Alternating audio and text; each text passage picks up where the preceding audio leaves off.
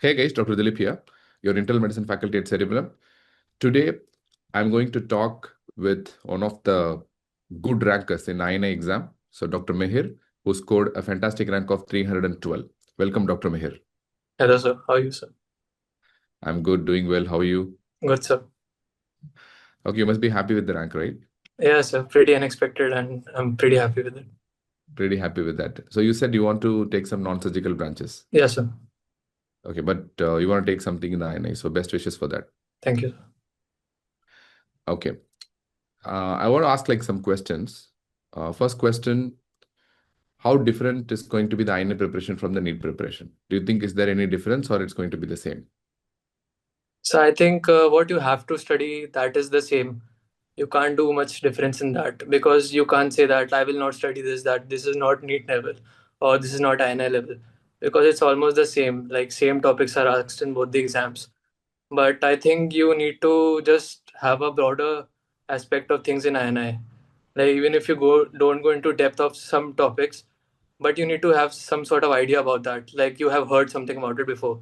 So like if Mm. you do random questions, you will get some idea about that. Like I have heard about this before. So you can rule out options. So that's more needed in INI. That's the only difference, I guess. And the time management's a bit trickier in INI. But in NEET exam, this is more Yeah. tricky, time Yeah. management. And I mean, almost all the exams right now are in the blocks, right? Yeah, yeah. So, but like NEET has 40 questions, 42 minutes. So that's comparatively easier. Like this has 50 questions. Yeah, I mean, that's not, but Yeah. still, people find it a bit difficult, Yeah, yeah. So it is. more number. And what do you think, like, one has to change I mean, with regards to strategy when it comes to INA? What Uh, strategy changes that a person should make? so my only advice will be to like if you do like 200 questions every day and you think that that is enough, that is not actually enough to giving a GT. So rather than doing 200 questions randomly, you should think of giving a GT like on that day, because that will create a huge difference. Because I think in INI, what the thing that matters most is your calmness and your presence of mind in an exam. And that's it. So my only advice would be to don't think that 200 questions randomly is equal to giving a GT. Those 200 questions will be nothing if you give a GT, and that GT will benefit a lot more. That will Correct. bring you in the exam mindset. Quite easy to get into that 120, 130 questions right mark. But Yes, after that, to get more questions right, you need to give more GTs, the questions. yes, Plus, at the same time, you need to have like more knowledge also. The more knowledge you have and the more questions you give, so your score is going to keep on improving from 120, 130, 140 like that. So most yes, people sir. tend to get stuck at that 120 to 130 mark. So they will not be able to progress beyond that. So that's basically the average rankers crisis. So how to get rid of that is to give more questions, to start spending more Yes, sir. time on the questions. So the more experience you gain, the more educated guesses will be right in the exam. Yes, sir. And what is the one difference that you think that you did to score a good rank in INA? Because you said your rank in NEET PG was around 6K Yes, sir. and you got a very good rank of 300 in INA. So what difference, like in preparation, you made so that uh, got into this rank? Um, so nobody would believe that I stopped studying after NEET. I got 6K and I was like, this is okay. It's No, not my but there best. is Like, some difference, at least in the way you approach the exam, right? So yeah. what is that? So the thing is that I stopped completely studying after NEET. I had no clue what I had to do. NEET counseling got delayed. I had filled the form for ANET, so I was like, yeah, I'll go and give the exam. So the only difference I thought was I had nothing to lose in this exam, and the calmness in my mind. I was like, I will eliminate every question and every answer, and I will find out the right answer. And in NEET, I was like, I should know everything. I try to find out, but like I was not calm in the exam. So that was the main difference in like what I can think. Because other than that, I had worked much harder No, what you during the said is NEET. absolutely right because sometimes when you don't have anything to lose, Yes, sir. that's the time you become the strongest. Yes, sir. You start understanding your true potential and true energy once Yes, you know you have nothing to lose. Once you have lost everything, in fact. yes, So probably I've gone in a very cool mindset, I believe. Maybe for the yes, sir. NEET exam, like you would have been under a lot of pressure, Yes, sir. maybe the pressure of expectations and the pressure of delivering something. So Yes, that sir. it maybe would have led you to do some like silly mistakes. Yes, sir. So So that like I was overcautious because of that. I attempted less questions because like this shouldn't go wrong. This is the only thing. But now I was like, there's By nothing the to way, how lose. many questions did you attempt in INI? Sir, 198, sir. How many questions did you attend in NEET exam? Sir, around 185. Exactly. This is what I was telling Yeah. to another student before. So he said like he scored somewhere around 1900 odd rank, and uh, like he attempted only 184, 185 in INI. Yes, sir. Like probably he would have attended 195 to 198. Probably he would have ended up with maybe below 1000 or below Yes. 500. Who knows? Because like the more questions you attempt, the more rewards you're going to get. Yes, sir. Because Yes, sir. yeah, because we did the math. I mean, we are going to discuss the math in the classes also. A lot of mission Yes, sir. class discussed, even in Telegram groups, we have posted the math. So the more questions you attempt, the more chances you get generally. Rather than, I mean, it's the other way around. Like people get over apprehensive and Yes, sir. get carried with that negative marking, and they think like we should not attempt this, attempt that. I'm telling you, like if you attempt like less than 190 or less than 185, there is no chance of you being less than 1000 rank. Yes, sir. That's true. Practically impossible. Anyone who has attempted less than 190, I don't see any chance in them going in the top thousands. Yes, sir. That's true, sir. It's not possible at all. So that's why I wanted to specifically know how many questions you have attended. So Yes, sir. I believe that the big difference that you have done with regards to your approach is to approach the exam more calmer. Yes, sir. That's That's the main actually thing, a sir. good take-home message, Yes, sir. but it's not easy.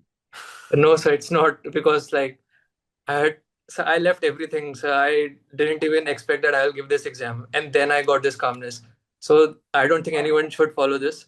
So what one can do is No, like no, give no. The calmness will come the more you attempt the GTs and GTs. more you Yes, sir. that Yeah. calmness will come automatically in the exam hall. So Yes. you have to like practice that calmness because even anxiety is like a normal curve. You Hmm. have to get at an optimal level to get the Yes, sir. peak output. So if you're not too anxious or if you're not at all anxious, both are dangerous. Yes, sir. True. Yeah, it's not good. So you have to have a right level of anxiety, but the right level of calm as well. Yes, sir.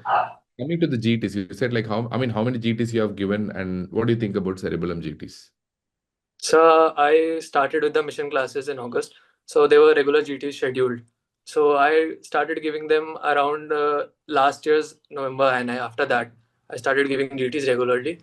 And so the main thing was cerebellum GTs was that it was like exactly how the exam paper is styled. Like they are not unnecessarily tough questions like we see in some other platforms where they try to like test you, but those questions are never asked in exams. These were like which are probably gonna be asked. Like before NEET also there were 5 GTs.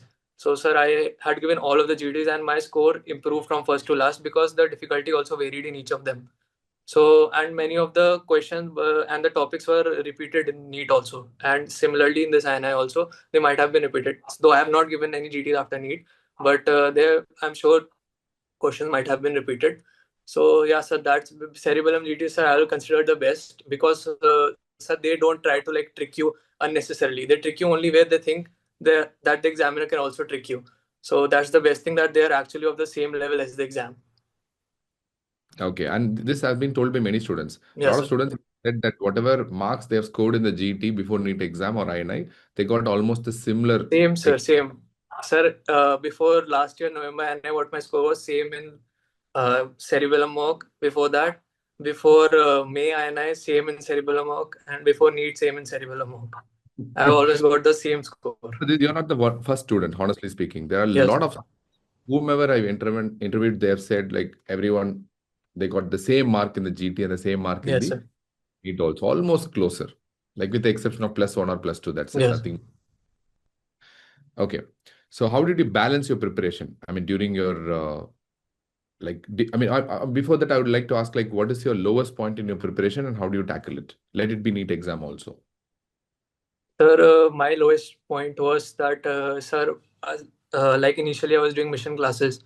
So what I was doing, sir, I was only studying them. Was not attempting any questions, and I was giving any GTs, but I was not seeing any improvement because I was not actually revising anything. I was just in the hurry of finishing my syllabus, and after that, also I kept adding new things. I saw like I also used BTR from Zenabora ma'am, and I also added few things from that. So I started like collecting all material, but I didn't consolidate anything. Like I should revise this and all. So sir, that once around, sir, it came around February and March, and my GT score was still stuck below 500. I was like, this is not working because just have like 2 3 months left for exam. So, sir, at that time, I thought that I will stop studying anything new. So, sir, I stopped watching any videos from that point of time, and I just started revising everything what I have already read, and I started attempting the older ENDs, the older mission ENDs from the batch 2 and 3. I was in batch 1, so I did that, and I started attempting older ENDs. With that, sir, my score slowly improved. Within 2 GTs, I came to around 550s without even revising like all these subjects. So, sir, that's what I did. I stopped going to new material or adding anything new. I just started consolidating, revising my old stuff again and again. And, sir, that helped me a lot eventually. And the cerebellum mocks were as great as usual. So what I used to do, sir, in the last month before NEET also, so there were small ENDs of cerebellum, like 2-3 mini GTs of combined subjects. So, sir, normally a person would do is they would revise the subject and then give the GTs. Sir, I used to do this. I didn't study that subject at all. I used to do my own revision, and I just gave the GTs because I knew if today is the exam, I should know everything. Like I should know how to rule out. So it's not like that. I can give the excuse that I didn't revise and I don't know These this. sort of random things will train your mind Yeah. better. So I used to give those mini GTs as revision that I'll attempt every question and I will go like this is my exam and I will try to rule out from my memory because I have read everything. I know that much. So that actually helped me a lot. And BTR ENDs I also use them. Those are also gold standards. Basically ENDs helped me a lot. Rather than watching new material, I started focusing on ENDs. You told about revision, right? What would your right revision strategy in the last 3 months? So last 3 months, I would say what you have read, that is the most important. So start with that and start to cut down. Like you should know like what are the most topics being asked, not only like in the past years, but what are being asked like in the GTs and all. So try to get a better grip of that. Try to mark those in your notes and all. And most importantly, try to give as many NDs as possible. Even if you're not able to watch the videos, see the text solution, because giving some question in the form of a test is very necessary. So, sir, in the last 3 months, I had done that before NEET. I just started giving more of these small tests which Cerebellum conducted regularly, and that helped me in revision. And just I made a like 20 days schedule almost like for 3-4 times, and I tried to revise my all of my subjects and that all of my notes what I could. We have brought in the video solutions as well. How useful it was? Video solutions are very useful. So first of all, it saves a lot of time. And sometimes what happens is when we read something, we can interpret it a bit differently from what the teacher is trying to say. So in that way, video solutions are quite useful. Like your whatever your problems is, it's actually fixed at that point only. So that was quite a useful thing. Yeah, so the whole idea of video solutions is to finish off the entire revision in 2 hours. Actually, right now I'm in the process Yeah, of sir. one of the video solutions for Okay. exam only. I mean, NEET Okay. only. Okay. While the time we are having this interview. Okay. All right. So what subjects you think have to be specifically focused in INI compared to NEET exam? So I think the most important subject is pharmacology. You cannot skip that at all. It's a double-edged sword because no matter how much you study, even if they ask one drug out of the blue, you won't know anything about it. But it's better to study pharmacology, first and second year subjects. And sir, if you can study medicine, that's good because like all other subjects will be covered with that. You won't even know that you have covered like all the first and second year subjects somehow covered in medicine. So that will benefit you a lot. You will know a lot of questions just by ruling out. You won't even need to revise like the basic subjects of first and second year. Even pharmacology, I would say, if you study medicine, these will improve. If you don't have the time, if you think medicine is too long, then I would say to focus on first and second year subjects and maybe PSM more. But I would say, I mean, I'm telling this to the students for a long time. If you study medicine and if you're able to cover Yes, sir. 7 days or 8 days, so then whatever you study in the basic sciences are just add-ons. Yes, that's true, sir. Yeah, because medicine almost covers the most important things. Whatever clinical things Yes, that sir. has to be asked in exam, that will be asked in exam. So will be covered in medicine. And additional things, the general pharmacology part, general pathology part, and whatever the basic things are there, the additional stains in pathology, the agars and culture media, and the different appearances of bacteria, viruses in microbiology. So you can just add on to that. So that will make a complete notes also. Yeah, but Rather sir, than you have what you have taught. You have like you almost tell everything, like cultures also everything.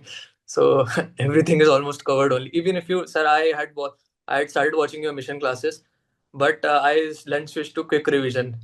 So because like I didn't have the time to finish mission classes, so I but the content is almost the same only. The only difference is you solve doubts in between the mission classes. Otherwise, quick revision is almost the same. So what I saw was if I did medicine, my entire first and second subjects were already getting revised only simultaneously. So that's quite a bit of benefit. But the only disadvantage is that it will take you some time to do it. Like you need to do like 2 to 3 revisions of medicine alone to like get a grasp of it. At least that was the case with me. Time I would recommend is around 15 days if you have time. Yes, sir. At, so, for example, for first reading, at least it takes 10 days Yes, sir. to complete that quick revision. And apart from that, you need at least 2 revisions, maybe for 3 days, one revision, another 2 days for second revision. Yes, sir. And you can on MCQs also, which might take another 2 to 3 days. So I think like totally like if you can spend 15 to 20 days, including revisions, that will be great. That's enough actually. And medicine deserves that time, I believe. Yes, sir. Considering the amount of rewards you're going to get in the exam, Yes, sir. and if you experience those rewards, like it's worth it actually. That 15-20 days is nothing because it's going to help you solve almost 70-80 questions in your exam, if Yes, I'm sir. not wrong. Easily. So that's a big reward. So nevertheless, anyways, it's up to the students. But I always strongly recommend that you do at least medicine a day in cerebellum. Yes, sir. At least at a basic level, you have to do the medicine a day. That itself will contain a lot of important core areas. And if you can do the quick revision. And the best is to attend the mission classes, the lab 1, lab 2, and lab Yes, 3. sir. If you can do that, there is no doubt that you can master medicine. Plus, at the same time, it will help you answer a lot of questions from the basic sciences as well. Yes, sir. Dr. Mihir, we have come to the end of the interview. Yes, Before sir. that, I'm going to ask some rapid fire questions. Are you ready? Yes, sir. Okay. What is your favorite study snack? So probably Diet Coke. I mean, you're on diet. So I like go to the gym and work out regularly. So I follow a certain diet. That's all. Okay, so Diet Coke is your favorite study snack, no problem. And which is your favorite subject, most favorite subject, the lovable one? So I'll say biochemistry. You love it. Okay. Yes. So I've always like And somehow instantly which is one like got subject you everything. hate? So probably surgery, sir. Surgery. Interesting. So which subject you found it to be the most tricky and most challenging?